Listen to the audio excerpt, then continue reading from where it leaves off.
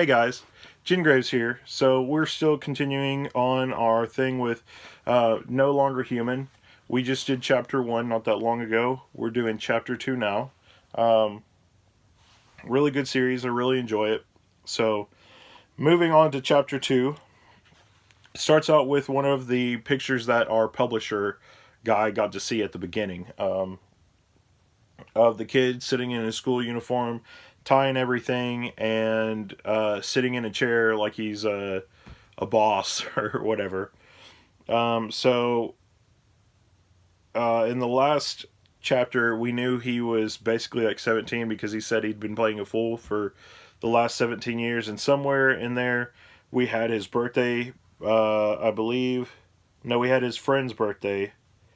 No, my bad. His friend is 18, he's 17, so a little disconnect for that on me. My bad. Um, he's back in the art class though. We're getting to experience that he is focusing on art and stuff now. Really good stuff. You know, people are congratulating him on it. You're really good at doing this art. Different stuff like that. He goes back to his friend's apartment and they're just gonna have a beer and everything, talking about school and what it all was. And to our main character, mentally, he's kind of like, I'm done being everybody's class clown. I'm done being the fool. I don't want to do that anymore. I don't even connect with those people. So basically, I'm done with that. And his friend is the one with the apartment. I think I brought it up in the last chapter that it was his apartment, but it's his friend's apartment. My bad on that part too. Um, his friend's in the living room doing sexual things with a lady.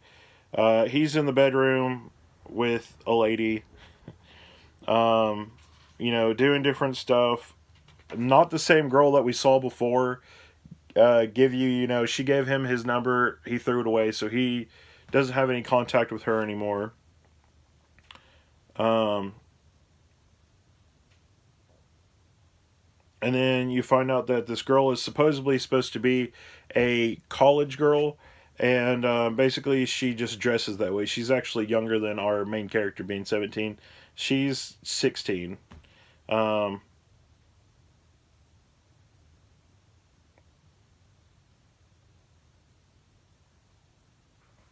and they're talking about different stuff,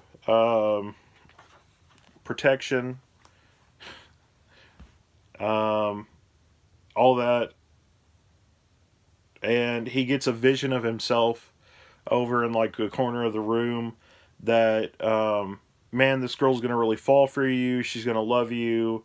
Da da da. All this other stuff. And part of his true self actually comes out more. Um, he uh, he actually started choking the girl and getting lost in his thoughts of talking to him, his illusionary self in the corner. He really choked her, so she shoves him out of the way, and now they're going several days later into the future. You know, nothing that he's talked about with it, so you can tell with him, he doesn't really think that that's anything. Um,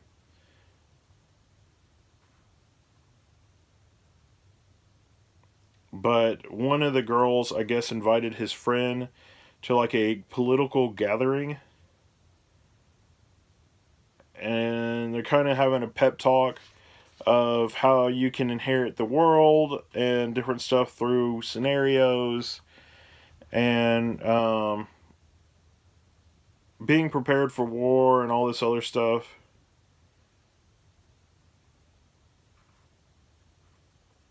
And it's got like older people in there and people from a class, like high schoolers, college students and above. Um,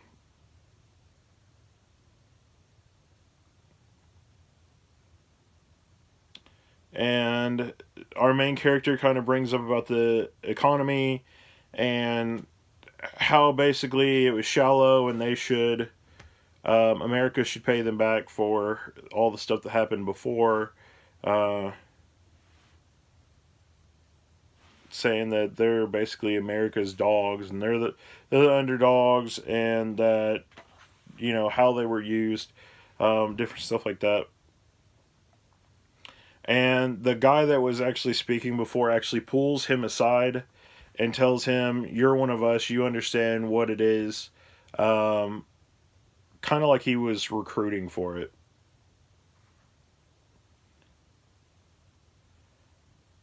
Um, and now it kind of looks like they're talking about it, and it looks like they're getting ready for almost like a terrorist thing, um, that they're trying to do. It looks like there's four of them altogether. His friend, the guy that was talking about it, um, which he has a PhD. We're finding out, and stuff that they're trying to do to basically change the world and all that. Um, and our friend that is in it, his friend, is, "I'm done. I don't want to be here anymore. This is getting way out of hand." Um, all the other stuff, because it's getting just super super big, and he's got another girl that he's working on different stuff, and she's fallen for him. He's paying her no mind, so I mean we're seeing that too. Um,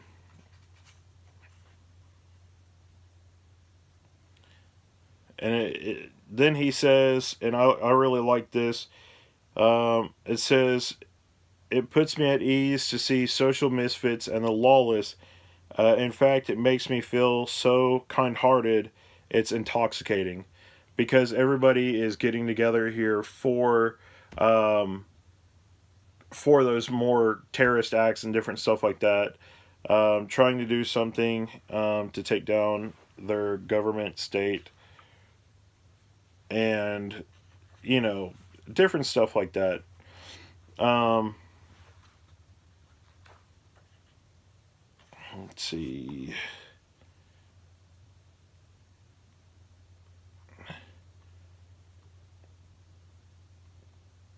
Trying to see if we're getting to the end of this chapter yet.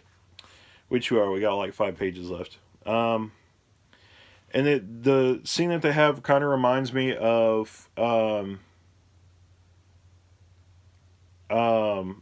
of the scene in Forrest Gump where he goes in to see Jenny, and she's in there with the Black Panthers, and the guys talking to him and stuff. Them drawing out all the plans and different things like that. That's kind of what this looks. What it has to feel like. Except he's the one that's kind of sitting back and talking about it and stuff like that. And now we're kind of seeing a glimpse of him, but it's a lie. He's telling all the people that basically they're human beings. People can't treat them this way. Different stuff like that. Because most of the people here are poor, and he's also in the back of his mind thinking to himself that he's a rich guy too. He comes from his family having money, and kind of like he can't let them know that, because then they'll be upset with him. Um, he goes back to hangs out with his friend. I think it's Masoa. I think that's what it was. Um, and Masoa is one of those characters that I always enjoy in a book, because Masoa is always true to himself. He's always like, I want to just I just want to sleep with people, but he's the one making connections. He's the one that's still like staying tied to this and still being human all the way through it. That's one of the things when I read it before, that I really enjoyed about it. Even when it gets to the point where him and Masoa split up for a while, whenever he calls him back, Masoa is still human, and you actually will see that later on in the book when you read it, that he goes and tells him like, "Hey, I don't know what this is doing. I don't know any of this stuff, but um, you seem like you're still together. You're doing good." And he goes, "Yeah." He goes, "I realized basically that um, basically being a man whore and all that wasn't what I wanted to do. It was at that time, but he grew out of it. There's more respect there and stuff. Well, our main character kind of seems like he doesn't really get out of the hole ever. There's a part where we kind of get covered where it seems like he's out of the hole, but that he's not. It was just like a covering over it. He's still there. Um, but his friend asked him if he wanted to go score some hookers or something like that, and that he had to turn him down because um, he had turned Masoa down because he's going to another one of the gatherings.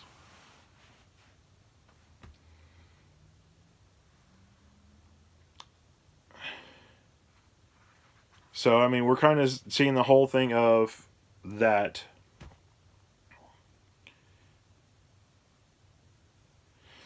So our character is looking at it. They have a list now, and they are going to blow up this stuff. They're going to blow up these companies that are basically working with the government and not letting people have a job or laying people off or whatever for whatever reason.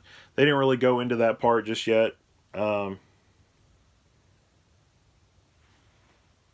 so our main character is looking at the list and come to find out his the rich that he comes from, his father actually owns one of the companies on the list, and now he's thinking, what would the expression on my dad's face? What would he think if I blew it up? Um, just kind of he doesn't really have that consideration, as a main protagonist. But obviously, he hasn't talked to him in a while because he's saying that he doesn't understand, he doesn't know about his father. Especially, he said growing up, basically, he knew that his face was there, but now he's forgetting it. Um, it's him growing out of all that stuff. Um,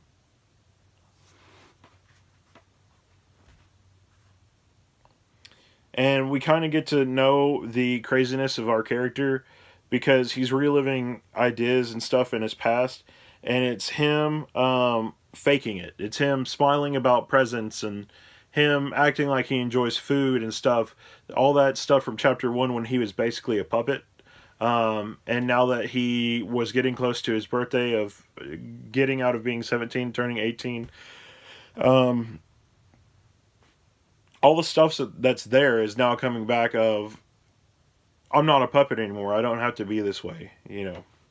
So this is a really good book, guys.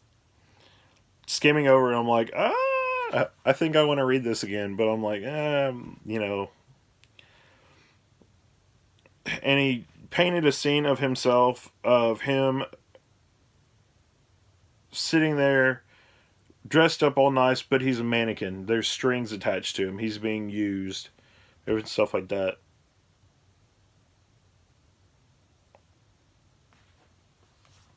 The guy, he brought up an idea about blowing up the stuff, and the main guy said, "We have to be careful. You don't want to end up in jail. And what we should do for you not to end up in jail." And it's showing that he still has a string attached to him that's being pulled. He's still the puppet, even though he already said earlier that he wasn't going to be that way. And I really like this part where it shows that, and he says, "I finally realized basically that I can see the hands that are manipulating my movements." And he compares himself to like one of those um, puppets that are usually like a clown or something that you'd see at a fair or a play or something like that.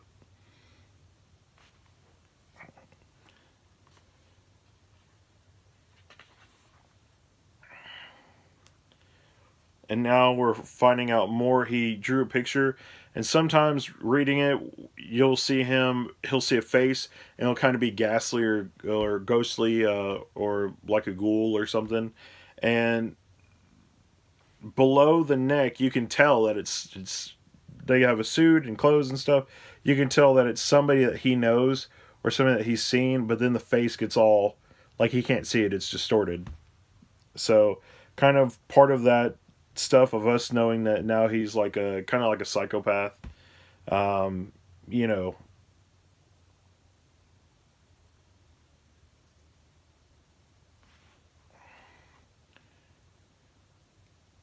but it's him still living the whole thing of being a human being and not liking human beings. You know, he still feels like he's separate.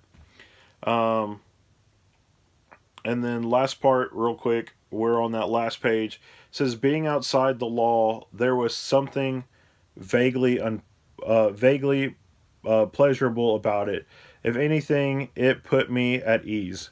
And this is him again talking about how he's helping out this group that's basically kind of like a terrorist group. They're going to blow up companies because of all the stuff they did.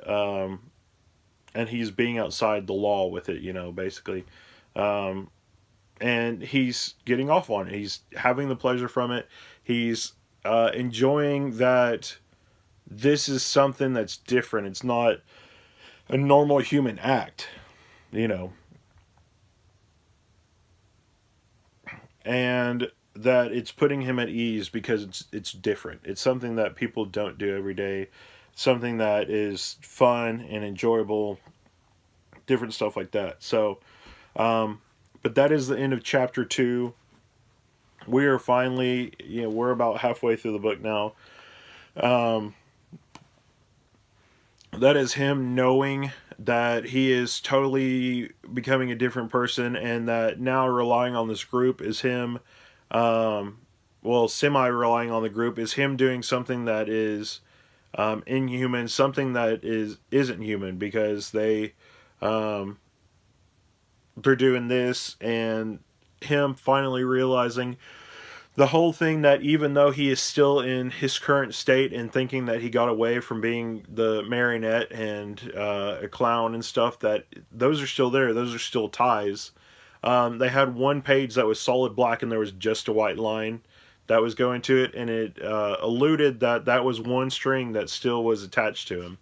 Um, so for whatever reason, he could still feel that the group that he's in is still pulling strings, and it's not still his own actions.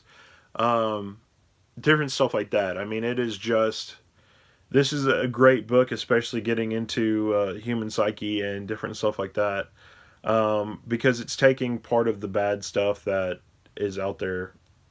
You know, we'll get more into crazy nitty gritty stuff later on. So we got 2 more chapters left, I believe, and then we'll get into book 2. So I hope you guys are, after watching these first 2, are kind of enjoying this, kind of just a little bit. You know, reason why I'm kind of all over the place is we're talking more about the psyche part of it and stuff, I guess, instead of actually talking about what's going on, because this isn't like your average, um, you know, battle manga or anything else. There's not so much that we can actually pull out of it except for the human experience in it. So it is really good. I really enjoyed this book a lot. It's one of my top favorites. So hopefully we can get back into it and do these other 2 chapters and move on to the other books and upload it. That way you guys can watch it, see if you enjoy it. I am trying to leave parts out of it with you guys watching it. That way we're still talking about it, but if you guys get it, read it online, scans or whatever, you guys can actually get into it and read it, and you'll see kind of part of the stuff I'm talking about, but it won't ruin the story really for you. You'll get to know, like, hey, this is what Jen Graves was talking about with this character being crazy and doing all this other stuff, but you know, you can still enjoy it because I'm not ruining it for you very much, you know. So anyway, that's about it. I'll catch you guys later. Thanks for watching, and I'll see you guys for chapter 3, book 1. So anyway, thanks for watching. Bye. Jingraves out.